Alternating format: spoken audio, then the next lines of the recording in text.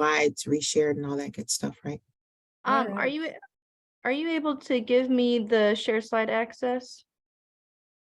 Yes, Marlana, can you make me host again? I can set that Sure, back. no problem.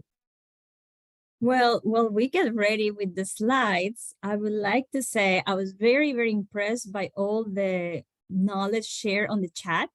And I gathered some thoughts. I mean, I heard some of you were saying, and we're like back on 55 participants. I'm going to keep going while we get the slide. We had listening, ideas, one-on-one meetings, check-ins, time connected to be present. We had inclusion. We had finding the positive moments, and also finding the silver lining that you said, collective vision, the support of others, empowering others. And I didn't even get all of the thoughts that you had. So I really appreciate the knowledge of the team already that we have here in our audience. And I hope that we continue to contribute towards that knowledge that you already offer.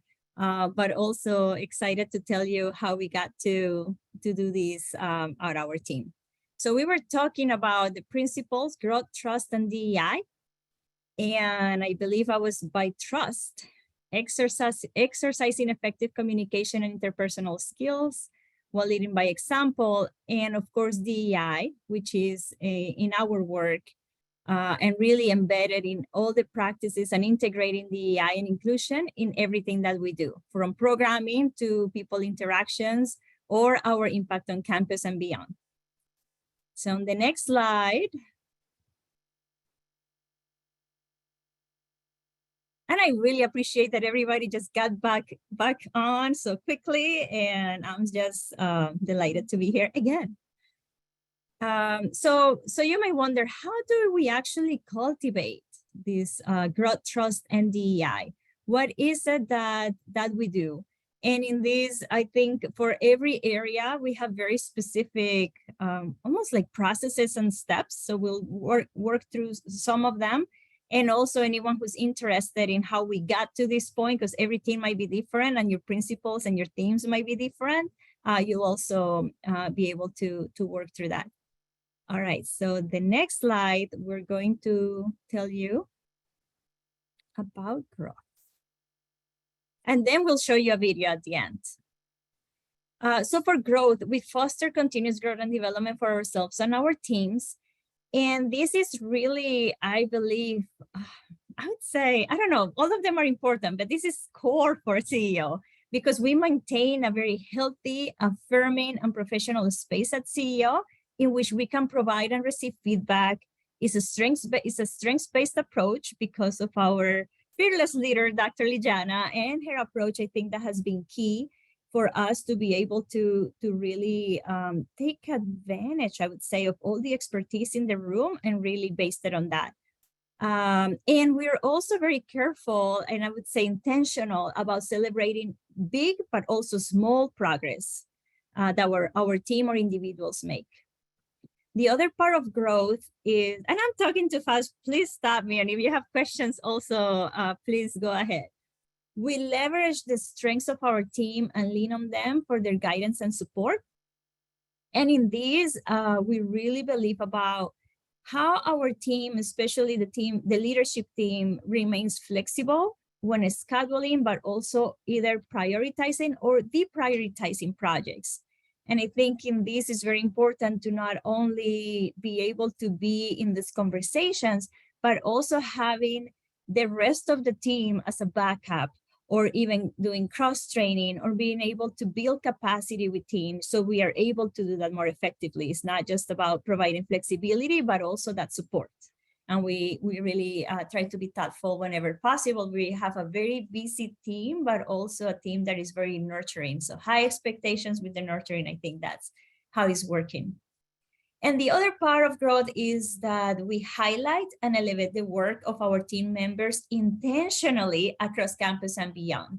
So that could be in forms of advocacy for our team, deepening our individual, but also collective impact of all the work that is taking place, but also finding ways in which our team members can participate either in committees or connecting with a mentor somewhere on campus, or being part of task force efforts that might increase the visibility on campus, but also our team members have been able to participate in statewide efforts and even national. So those are some of the things that we really focus on for growth.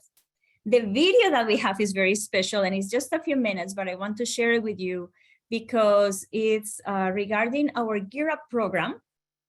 And this is the Gear Up kickoff event last fall, in which our team took an opportunity to unite forces with other Gear Up programs in the state and brought students together for the first time. And it was to welcome the new academic year, to excite students about their journey. But this is also an opportunity for team members, especially the director of that program and supporting team, to be able to expand the leadership approach, to be able to expand the network, and to really bring the impact of Gear Up as together, to say we are a team in the States. So it's quite special. So I'm gonna stop talking and show you the video.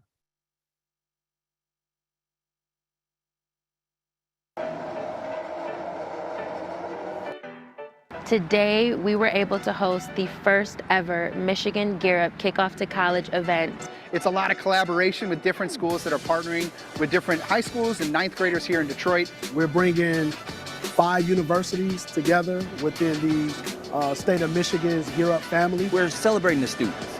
We're letting them know that this program is not about, the adults, it's about them. And it's an opportunity for a lot of us partners in similar areas to integrate our work and support students on a larger level. So it's really exciting to be here. I hope our young people today get a chance to just see how many people are invested in their success. So I want them to take away from this experience the opportunity or the understanding that, hey, I can be and I can graduate from college. I learned on how Gear Up is here for me if I need help. What I appreciate about it is that it helps us find new ways to achieve our goals. I'm happy to learn new things and get to go places and learn about different schools that have great opportunities for me. I'm really here to learn how to prepare myself and be ready for college. Today is important because it shows the students the overall reach of the Michigan Gear Up program. This is just a great event. It reminds me of the sort of events that got me excited, that made me want to pursue better or do better. So I'm just excited to be a part of something like this. Educational outreach needs to start early, and all of us have a role to play with helping students reach the best versions of themselves.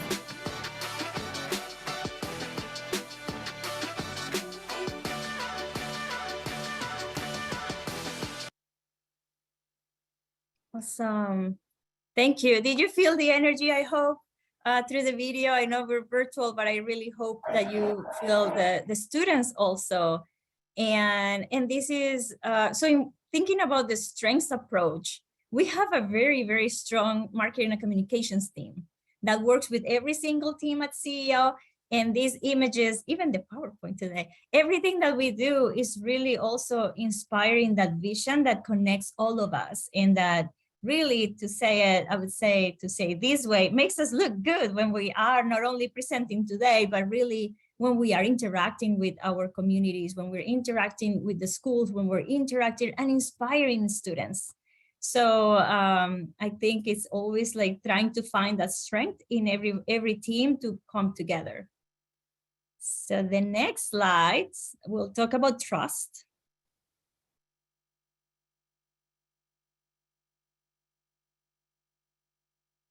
And for trust, we have exercising effective communication and interpersonal skills while leading by example. This one was one that I think it was so important when we saw in the survey. How do we build trust when we already believe we have a trusting team, or that we have an environment that already has trust? And this is one that we have been very careful about in terms of continuing to build trust, and to continuing to build trust in a sincere way, in a way that is really open and direct, but also that creates this safe environment. So we develop trust through the team by valuing transparency, honesty, and having an open door policy. And in this one, we have a strategy, what we call, and maybe you have heard this before, I don't know, it was new to me first at CEO, it's Vault Conversation, like VAULT. In which we are just extremely confidential when addressing topics that we know might be more sensitive, such as team dynamics or perhaps even navigating politics. And in these conversations, we just go ahead and say, this is a vault conversation. We don't just assume it's a confidential conversation, and that means only between the people that are having the conversation. But it's very important for us to feel that we can trust the person that we're talking to, whether it is a manager, supervisor, or one of our colleagues, because that way we can be open, we can be ourselves, we can talk about our challenges or needs or expectations in a different way. So I think we believe in these vault conversations, they have worked well, but we also have other types of conversations for topics that need either, for instance, prioritizing, or when we're hiring someone or doing promotions, or there is need for work flexibility, professional opportunities. And in my experience, I've been at the University of Michigan for many years. I don't even know, I lost the number, like almost 20, something like that. So I think being in different units, different environments, I really, really value the opportunity to be able to not only be part of these conversations, but provide this safe space to have them. I think it makes a huge difference for the sense of belonging of our team. And the other area is that we provide opportunities for gathering and offering feedback, inputs, and insight. And in this, it's easy to say, but like, of course, we are open to feedback, right? And many team members or managers think they're already doing that. But the key to this one is really finding different venues of communication in which we can do that. So for some people, and this is part of the inclusion piece, which I'll move into the next one in a minute. Because some people are very comfortable saying, you know, I need a one-on-one meeting for this. Some of them are like, no, I need a phone call. Maybe it's a survey so I can express ways. So I think we have learned by working together that we need to provide these different venues of communication for feedback. And also we have incorporated pulse surveys. Well, we call it pulse surveys. I don't know if this is a term. Maybe we'll brand it.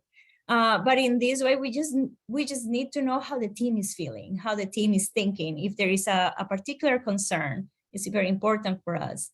And finally, we also cultivate healthy team dynamics by showing up as our best selves whenever possible, but we really, really try to do this.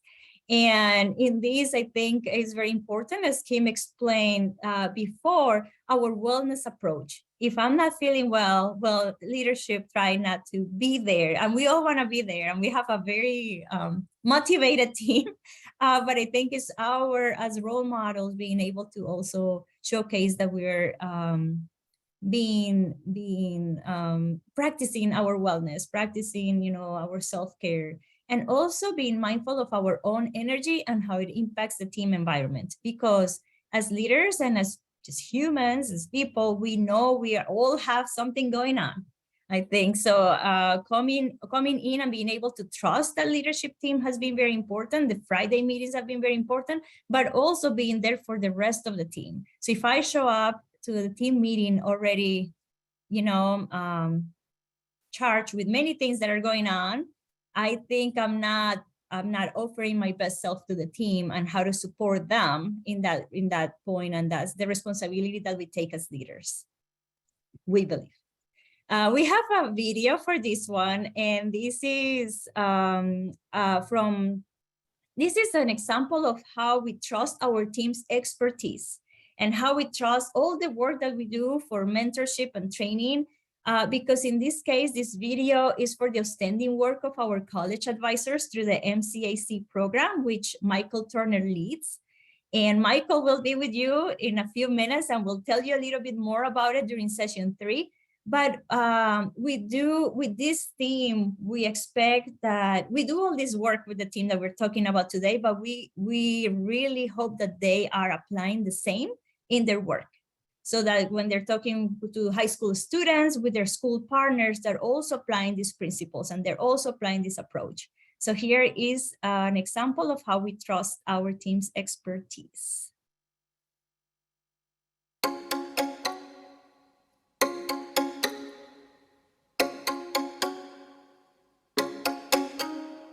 They're smart as a whip in class. They just don't have the background knowledge or the help at home. And that is so many of our students. I had no clue where to go with college. I had no clue how to fill out my first application.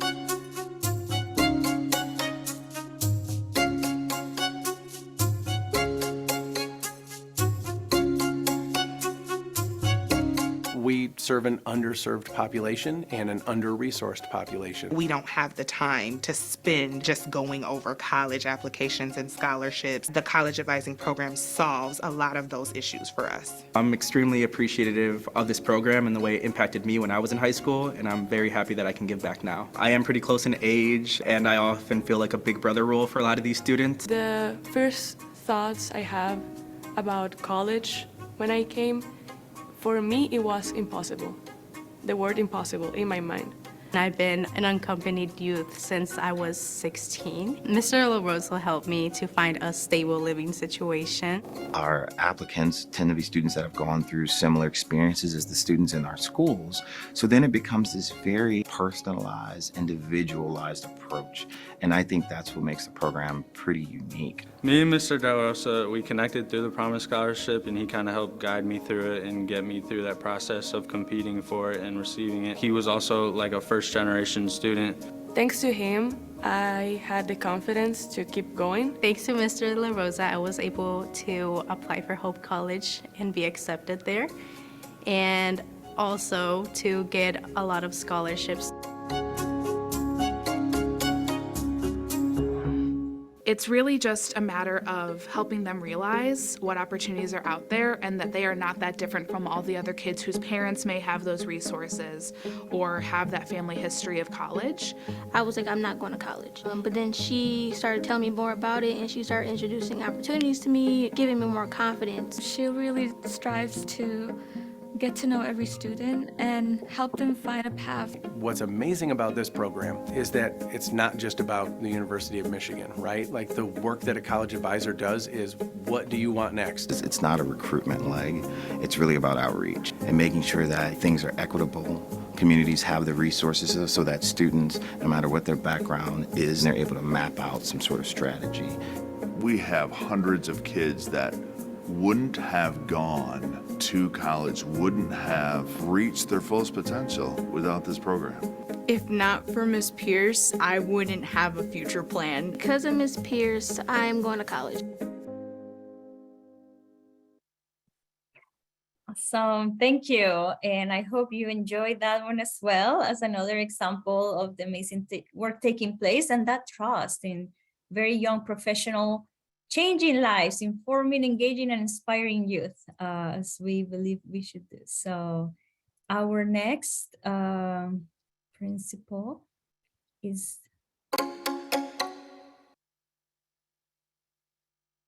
DEI, and I like the music.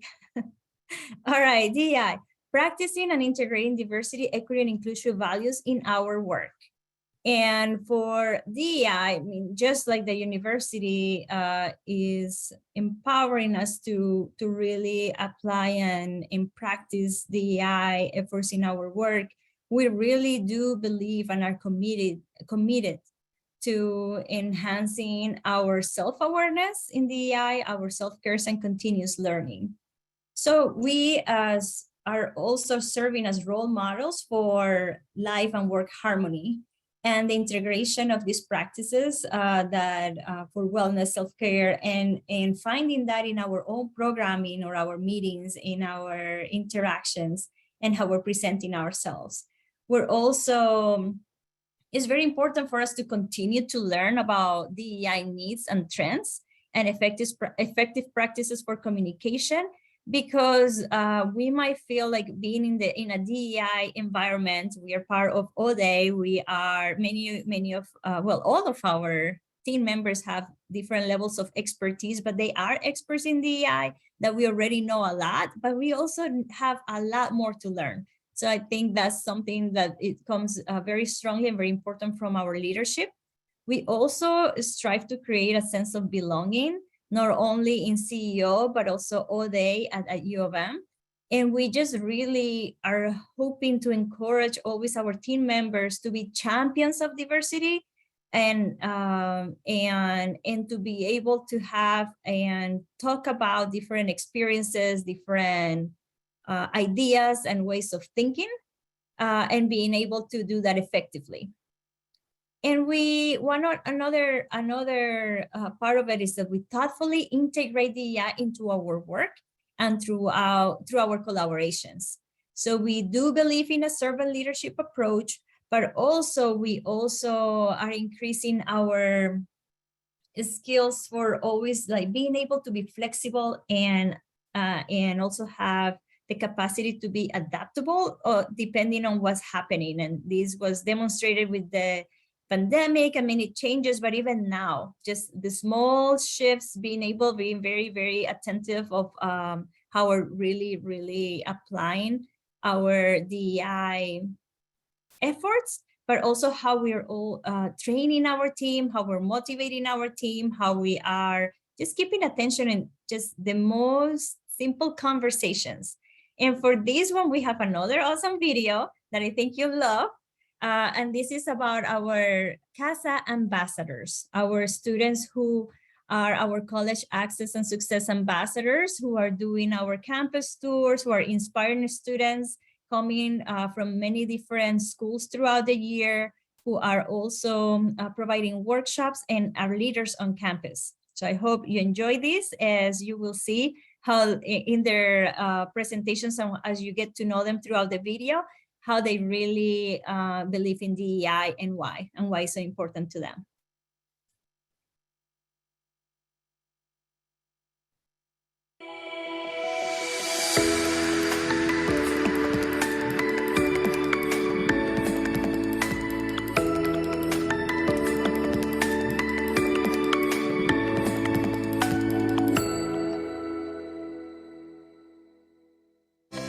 CASA stands for College Access and Success Ambassadors.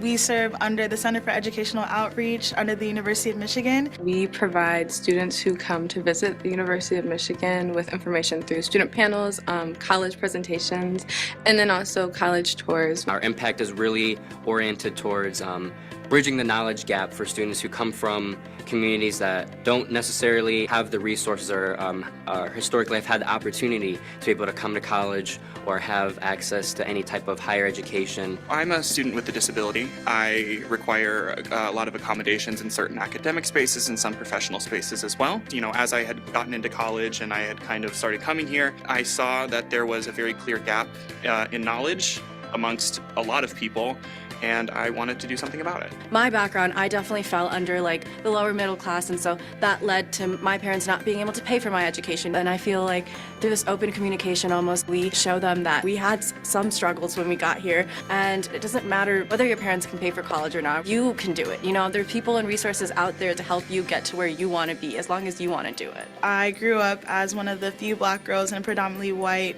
town area, and I also came from an immigrant background, and the college process and the application process, especially like throughout high school, just seemed like very daunting and very overwhelming. So getting to talk to K-12 students about like my personal experience and how I was able to fare through, they're able to take away that it's something that is attainable and that's something that you can feel excited for and know that you can find an area for you to like really thrive in. One of the biggest reasons why I do work here at Center of Educational Outreach is because, for one, I'm a first-generation student myself. I feel as though I'm a trailblazer for my family. And because it's a passion of mine to be able to do this, I think students are really able to connect with me. I at a personal level and really feel comfortable about some of the future decisions they might make. So I think for me, a lot of and what I study and the things that I really care about, education seems to be like a focal point, letting people understand that education can really be a tool that allows them an opportunity for success. It was really important when I came to college to engage myself in activities in which I was able to share that information with people who come from situations like me, who don't have that information, and who really just need someone to tell them like how they can get to where they want to be and why it's important to look into those methods.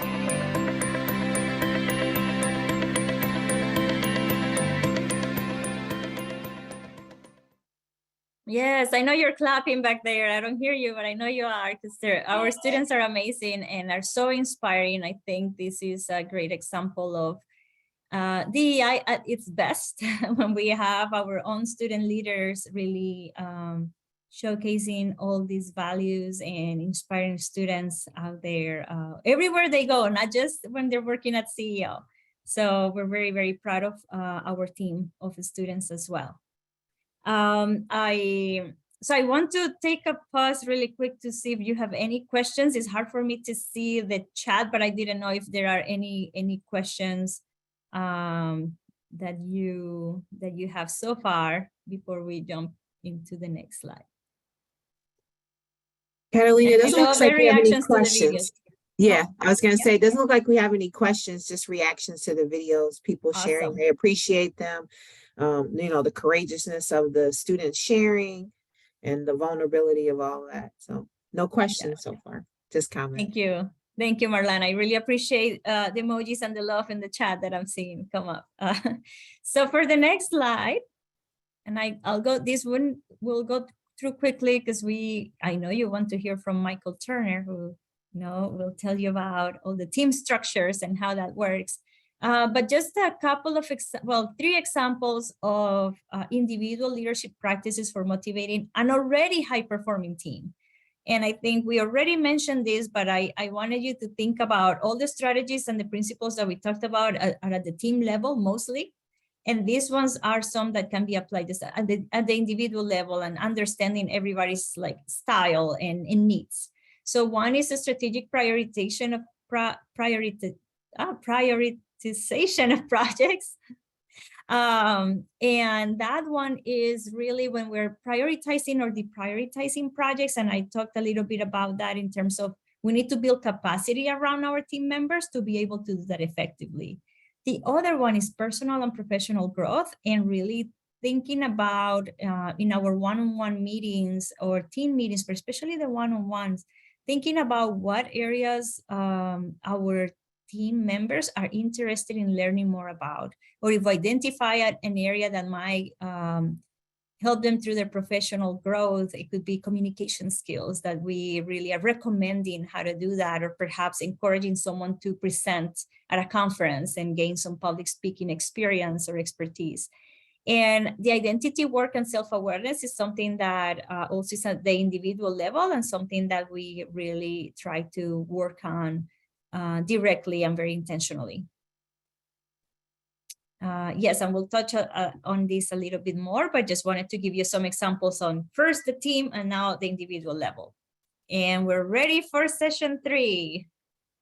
Catalina, and before we go to Michael, it looks like we have an additional question in the chat about what tools as leaders do you use to keep these values top of mind and practiced by your entire team? I know it was already commented that the previous question will be covered, but does anyone have any reaction to that question? Oh, I see Marissa has added too. Yes, we do. So we have worked on this in a retreat form, then we present it to the team. Then we have retreats throughout the year in which we bring up these values. So we don't just put them away, we bring them back. Remember, we talked about this, and this is very important to just keep it fresh, keep working on it. Perhaps one of the values might be one that we might shift in the future, or maybe we add another one. So those are some of the tools, is just keeping the conversation going. And I think it's also very important when we work together as a team, and with the 3 of us, for instance, meet on Fridays, to be able to give each other feedback if we have a sensitive situation happening, we have each other's backs, but we also can talk about it openly or have a bold conversation about it if needed. But I think just having that support has been extremely important and keeping the conversation going. So I would say the tools are gain the team's buy-in, but not put it away, bring it back whenever makes sense throughout the year.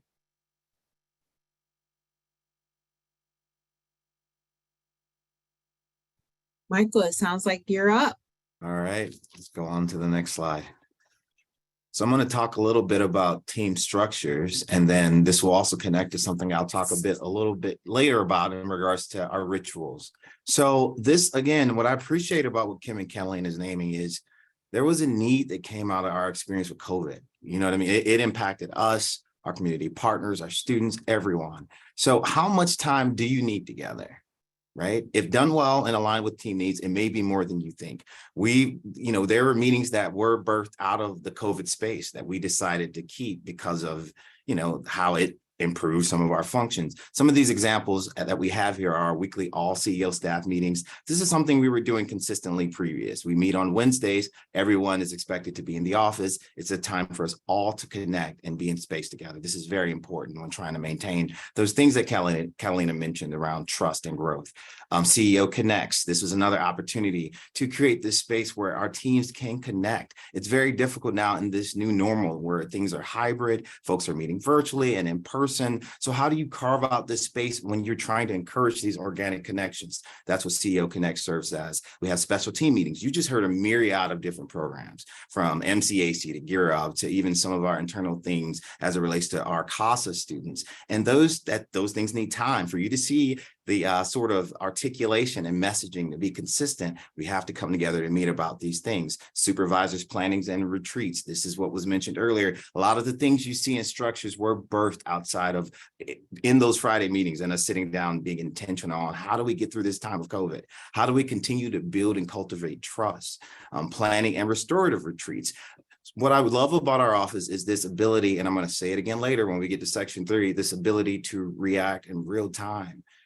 Pre-COVID, because of the work you all see us doing, working in these communities and the needs, there were exasperated systems that CEO tends to collide with, again, before COVID. So being able to sit down and think, how do we restore our staff's energy? Burnout is real. So we do emphasize that wellness piece. And then again, in regards to that same wellness piece, birthdays and special celebrations, those same things rejuvenate and energize our staff. So we try to be very intentional on doing it. I know this is a lot. I want to name that because this looks like a lot of different things.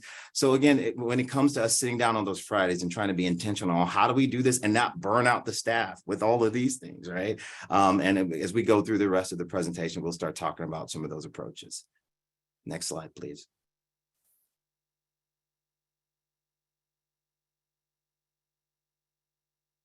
And I believe I'm passing the mic to. Yeah. You are. Thanks, Michael. Just as we worked on those 3 leadership principles, this is Kim, coming out of the work that we've been doing in retreats and with the team, we'd had a priority for a while around becoming a high-functioning team. And at first, it was really about building trust and building the team, especially when we were newer. But as our team continued to work together longer, we realized we needed to better define what we meant by that. And that wasn't about leadership defining it. It was about us as a collective, as a team really saying, what does it mean to be high functioning? And so we took the time to think through this together. I can't remember, I think we were on a Jamboard, but I picture a Jamboard session or sticky paper around the room with sticky notes. And what it boiled down to are these themes of awareness, collaboration, efficiency, communication, and appreciation is what our team said they needed to be high functioning. If we can go to the next slide, you'll hear a little bit about what this meant specifically to our team, as we defined this value. And I just want to say that I could see this evolving because this is we started off earlier on just saying we have a priority to be a high functioning team. Then we said to be it, this is what we have to do. I think if our team continues to remain with many of the same people, we may even build upon this further. But if you can go to the next slide, the exercises got distilled down to what our team means when they say awareness is they really want to make sure they understand each other's projects, each other's strengths and needs, so that they can support one another. Which seems simple, but when you have multiple teams operating within an organization, actually making sure that we're all aware of what's going on at like the time when we can be most helpful was starting to be a challenge, and especially in the pandemic. I would say number two, we want to be able to collaborate. We want to make sure that we are leveraging each other's individual talents to enhance and expand all of our projects. Like we're really benefiting from the expertise and talents across our team. And not that it's just there, but that it's something that we're all leveraging. We want to be as efficient as possible. This is a group of high performers and like people who can get a lot done. So it's very important, at least to some of our team members, that we are thoughtfully planning and implementing our initiatives and that we're doing that in advance. I would say for some people, they'd rather be working closer to a deadline, and for others, that's really stressful. So how do we take that balance of what each person needs so that the team is operating at the highest possible level? And I would say that's something we're still working on. The next one is communication. Number 4, really creating a safe space for the team to be able, and with our partners, to be able to grow together. And that again, like there are things that we do as a whole team, there are things that people do one-on-one with each other, but that's an area that we're continuing to grow in. But I'd say we've come a really long way. And the last thing I would say we've named is just appreciation. Our team works hard. And it's really important that we celebrate individual and collective achievements, both personally and professionally. You know, buying a house, doing like, putting up like our brand new website, like all these different things, they need to be celebrated. And could be like, us hiring an advisor when we were having a hard time staffing a position. And I would say for some members of our team, it's hard for them to pause and celebrate because they're focused on the next thing. And so that was one of the reasons why we really wanted to name that we need to be appreciative, affirming, and recognize the big and small things, because otherwise some of our team members might just sail right past it, even though it's a moment that could be like really energizing to their work. And this doesn't come naturally to all of us. I would say there are areas that we're all having to do some work in to be able to do this, but being able to name this right now for us was really important so that we could drill down into this in our one-on-ones and as a team and in different ways. So we can go on to the next slide.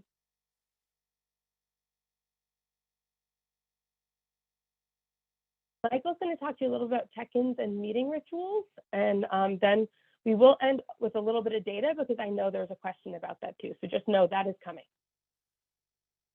All right, and what you all might not be able to see in the virtual space is, as Kim was talking about folks that struggle to celebrate, she kind of subtly looked at my screen because I do struggle with that. I will be very honest. And those check-ins and being able to, talk about that and carve out space is, it's just as important for leadership. So I appreciate Kim naming that. So our meeting rituals, as I was talking earlier about some of those structures, now I'm going to get into some of the secret sauce. You'll get to understand what are the things we're actually talking about in these spaces.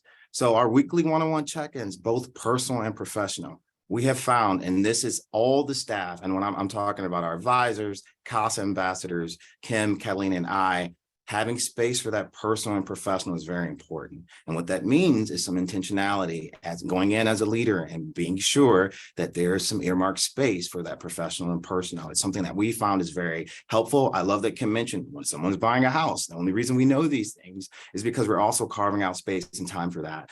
Team post check-in questions, and this can look like a lot of different things. We've got some playful things where we'll say, what's your weather forecast? We did this week in our staff meeting. It gets a little intense sometimes, even though it might be what's your least favorite fruit, but we also have ways where we, again, back to that DEI part and being inclusive, we have ways when we want to make it anonymous, and we might just have some sort of emoji wheel or emotion board where folks get to just let us know we are still collecting that real-time information so we can adjust as leaders. Encouragement of active engagement, I think, was very strategic. I believe Catalina's brainchild was CEO Connects, and we were wanting to encourage our staff to connect. still, even in that time of COVID, when we knew there was virtual burnout, et cetera, et cetera. So trying to figure out how to create and frame the space when folks are juggling a myriad of things. We do have a lot of very strong staffers on our team. So being able to support them and carve out that space, I think, has been very unique in our space. Opportunities to provide input and feedback. Again, the different modes are very important. You know, I would say we've got a pretty transparent team. Folks share things, but still offering anonymous ways, still offering opportunities one-on-one when a person can get a little more intimate about the things that are going on. Having those vault conversations is something we also pride ourselves on with these rituals. DEI training and professional development opportunities. I can proudly say before there was a diversity, equity, and inclusion plan at the Center for Educational Outreach, this was a very important, these things were important, diversity, equity, and inclusion. So figuring out how to make sure staff on our team understand how these things impact our communities, how it impacts their own personal and professional journey, the professional development. What I love about being at U of M, you all, is we have some very great resources. So those LPDs, those learning professional development opportunities, but even external to that, you know, and I'll talk about that a little bit when I talk about how we support our broader community and state partners. And then exposure to leaders on campus and building a network. Each individual journey of our staff is equally important. We make sure, and again, it might not be as important to that staffer. I'll be transparent. I'm one of those folks that I'm nose to the grind. I focus on what I need to get done, but then there might be opportunities. For example, Catalina, you gave me the layup with the new, what is it? The NLA, the New Leadership Academy, right? Spaces like that, you know, MLK Symposium, making sure our staff is getting visibility because we are specifically charged with supporting a lot of this direct work. It's important that we make sure folks are knowing about the work. Next slide, please. And then finally, so this part is really important to me in particular because of that portfolio of external support. And this is expanding our reach beyond campus. We've got our statewide conference steering committee, which is our pre-college and youth conference outreach conference. And that's where we get to work with MSU folks from Wayne State, folks at different nonprofits and other organizations in different sectors. So we try to take all of these things. Again, COVID showed us very clearly as we were having these meetings, the same struggles, because we're human, the same things that we were battling at CEO were just as important. And folks were just as grateful to leverage some of these approaches. So encouraging strength-based leadership opportunities, seeing if someone's over at MSU and they've got a specific orientation that we don't have on our campus, or maybe we do, but we want to bring this person to have a fresh perspective, you know, implementing those sort of approaches, diverse representation of colleges across the state. Again, U of M, we've got a lot of great things going on, but one of the things I love that Kim has said, since me and Kim go back to her PhD, I'm just going to be real, but even back then, we're stronger together.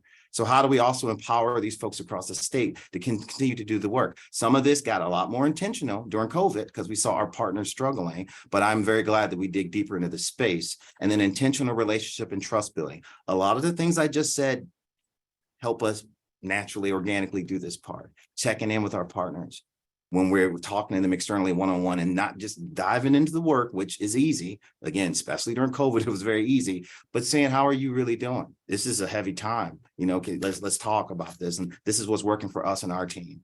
Similar with our MCAC, the Michigan College Advising Corps program, and that's part of a national program. So there's a counterpart at MSU, through the state Michigan College Access Network. They have a program as well, sitting down and talking about our different tools and how we can connect and be strategic about time, and then also build this larger community of practice, which is really important because again, then we can talk about this DEI and message it across the state on a larger level. We can talk about what it is to trust in this work in this space. And that final bullet is the statewide strategy implementation, which is leveraging and sharing our program resources. Again, CEO is a Center for Educational Outreach at U of M, but we are trying to go beyond that. We know there's a lot of great resources and we're doing our best to share them. I will pass the mic. I believe that's the final slide of this section.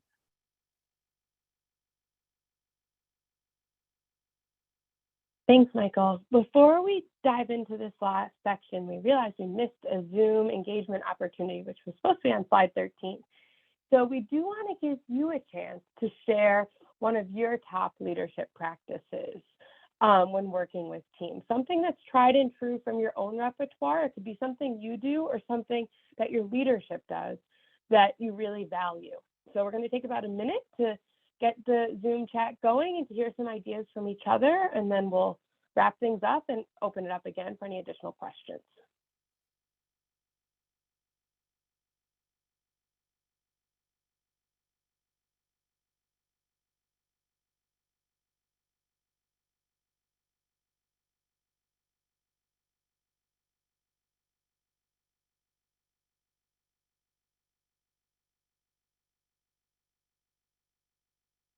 I appreciate the contributions. I love the idea of walks. I still struggle figuring out how to make that happen.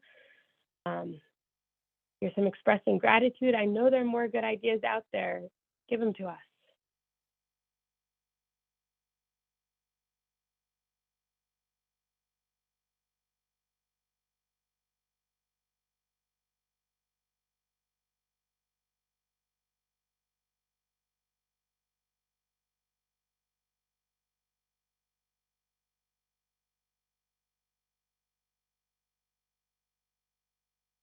Definitely talking about weekly one-on-ones and starting with the personal, which has been something that we've really found very important.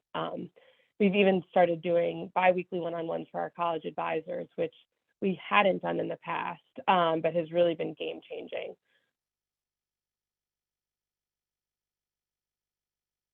I see actually Laura, our Gear Up director from our team, talking about her Rest and Recharge the Soul retreats for Gear Up. Whoop, whoop.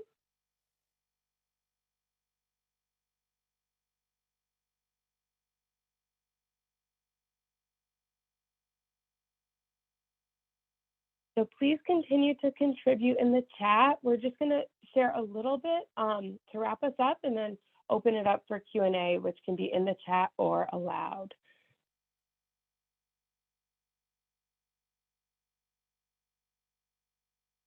So one of the things that we shared, like this is the first time we're really sharing about our practices with others in this way. We've done it like small sharing of little things that we do, but this is the first time we've talked about it collectively. And I think we've been cautious to do it because we know as a team that there are a lot of things going well and that we've grown tremendously. But I think, you know, as an organization that's focused on continuous improvement and continuous learning, we know that there's always more to be done. And like there's more that we want to put out there. And it's a little, you know, we feel vulnerable in this space putting it out there, as well as thinking about how do we make sure that like we actually think what we're saying is making the impact that we've gotten from our team and otherwise.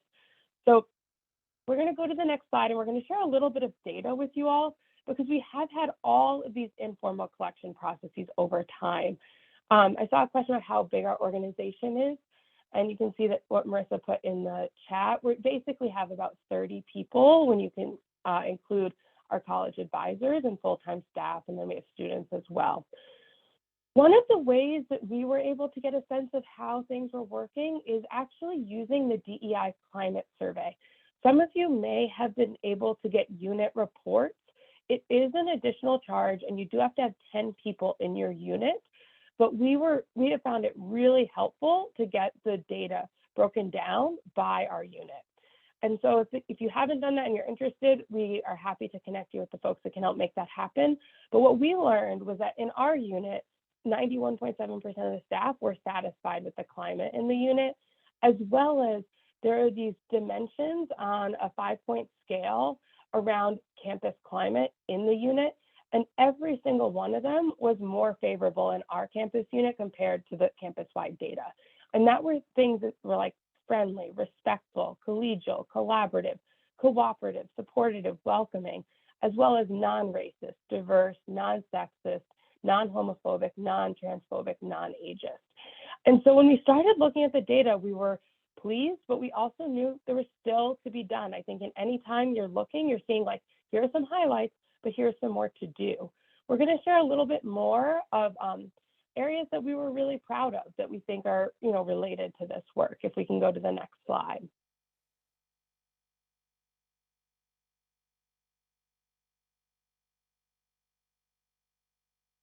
We looked at the section on DEI specific work perceptions. And what we saw was that every census indicator was higher than the campus-wide data, as well as that it was higher for those who identify as BIPOC. Below, you'll see a couple examples. which is where I feel valued as an individual in my work unit, that's at 83.3%. We're proud of that, but we also feel like we want that to be higher than that is right now, and we have work to do to get there. Because I'm treated with respect in my unit, over 90%. My work unit is a space where I'm able to perform up to my full potential at over 90%. And my work unit has a strong commitment to diversity, equity, and inclusion at 100%. And that's the one we are most proud of. We know it's at the core of who we are, what we do, why our organization exists.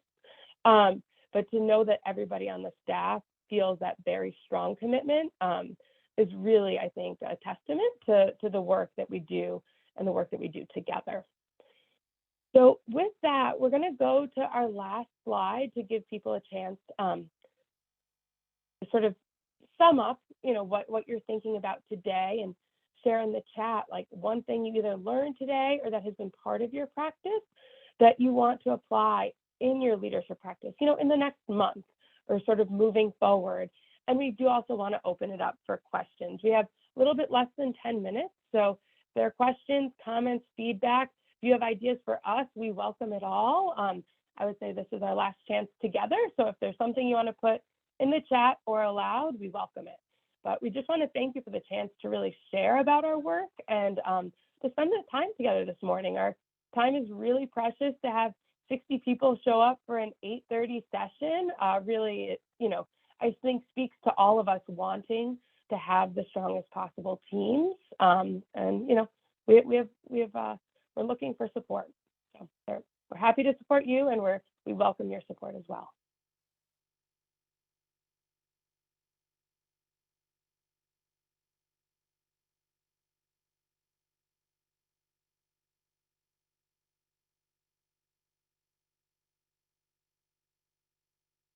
Looks like we don't have any direct questions so far in the chat, a lot more comments, and your team's been able to answer those. Again, as we said in our last few minutes together, is there anything of note? Please put it in the chat. Feel free to raise your hand. I'll just comment and say thank you to your team for being so vulnerable also with the content, right? I know that that's something that can be hard to share when you work very, very hard on something, whether it's written or actually, carrying it out. And so thank you for sharing both elements of that, where you all are actually modeling it and you've actually laid out the steps for others to do that. And so I think also from my perspective, I think it brings hope to others that are here who weren't just looking for specifics, but also just that hope that this is happening on campus and that they feel good. And that was mentioned in the chat to take this other places. And so I think a lot of people will be able to, take some of this information and actually execute it or use you all as a model. So thank you.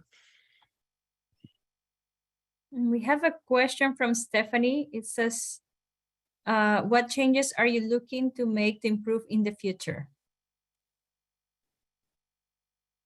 Well, I would actually love to hear from Catalina and Michael on this, but one thing I would share is we are continuing, if we want to say this is a post-COVID environment, we're continuing to figure out what the right mix is for in-person, hybrid, remote. Some of our teams spend time in high schools across the state. Our advisors are there every day. I have some full-time staff members that are there once a week or more. And I don't think we have found the right mix yet. We've tried a lot of different things. We've done a lot of experimenting, but I think to make sure that we have that strongest collaboration and cross-team support, we still have more to play around with there. And I anticipate going into next fall, we'll continue to shift rhythms. For us, the summer is pretty heavy in different ways, so we won't take any big changes until the fall, and I think our teams will influence that too. We'll certainly be asking for their input around this, which we did, just in the winter, and we made some adjustments for this semester. But that's one of the biggest things I have my eyes on right now, and I think we're all still really learning in this new environment. But Catalina or Michael, anything you have in mind for your individual teams or the broader CEO team? Well, one of the things that comes up a lot, and when you start to cross over into personal check-ins, right, is there's trauma, there's things that have happened around COVID. So just being able to make sure the proper trainings are accessible around that. You know, we talk about trauma informed and a lot. I think a lot of those trainings focus more on how to support community members, et cetera. So this developing folks' skill sets around how to manage that with staff, I think is really important. It comes up with our advisors a lot in the schools, but again, even on campus, as folks are partnering and folks are working through things. So that part is one of them. Catalina, the other thing has escaped me, so you can go ahead and jump in. Yes, I think, I mean, the secret, what is it? The secret sauce is really listening to the team and doing those, like the different venues for that feedback so we can apply it as we continue to improve and learn and adapt and change. So seeing what they really are looking for is super important to be able to make any changes and adjustments. And keeping it fresh. If you hear a new idea, we like to try it out, and we just say this is just to try it out and see how it goes. And if it's good buy-in, you can also try to do that, or do it with a smaller team and then see how it works, and then bring it to the unit. So that's a good strategy too. And I know Marissa noted in the chat that we actually do have 2 positions out there. If people are seeking opportunities, they're 2-year term limited positions. But I would just say we're going to bring in 2 new team members, and whenever we bring in new team members, our team evolves, and we have new strengths, we have new expertise and experiences, and it's really important that we continue to like shift and grow together. And so I'm excited to see what that means. I think each time we brought someone on, we have not known where that might take us, and it's taken us to an interesting place that we never would have envisioned before they joined us. So I'm excited to see who that comes, and I know we're going to get 2 rock stars because we always do.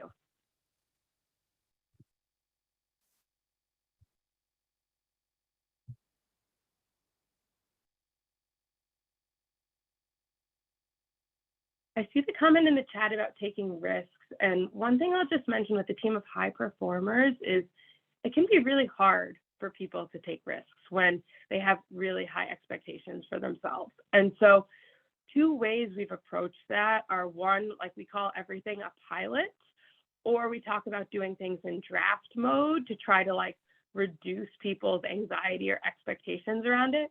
This is not like perfect, but it has helped us. And we do always let people know, like, we're going to assess if it's working or not, and we'll like learn and adjust. So it I think has helped us try new things and make adjustments with a group that would have a hard time with this. And that's what I mean about really knowing about your people. And at least in my mind, like being really attuned to when you hire really amazing people, you sometimes have to provide different supports so that people can do their best work and also not burn themselves out, which is, one of the things we want. The second thing is, let's say we have somebody great, but they won't share the work until it's final. Then you're not actually able to get the input and the strength of the rest of the team, because by the time somebody shares it, they're not really going to be open to other ideas. And so, I mean, this is an evolving thing. We're continuing to work on it, but I think it's something that we've made progress on, and really been able to benefit more from the full team input when we think about putting something out in draft mode earlier on. But it's hard for folks.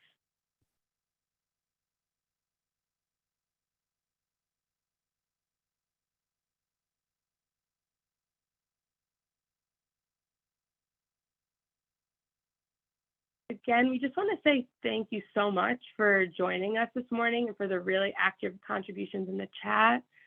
We want to thank, Marlana and the Women of Color Task Force for helping support this presentation, as well as having Marissa and Laura from our team in the chat and engaging with us. We couldn't do what we do without everybody around us. So we are very grateful for everyone's support, and we hope that you have an awesome conference today. This is our first time joining the conference like this as a presenter, and it's felt really great. So I hope our paths cross on campus or beyond. Thank you, everyone.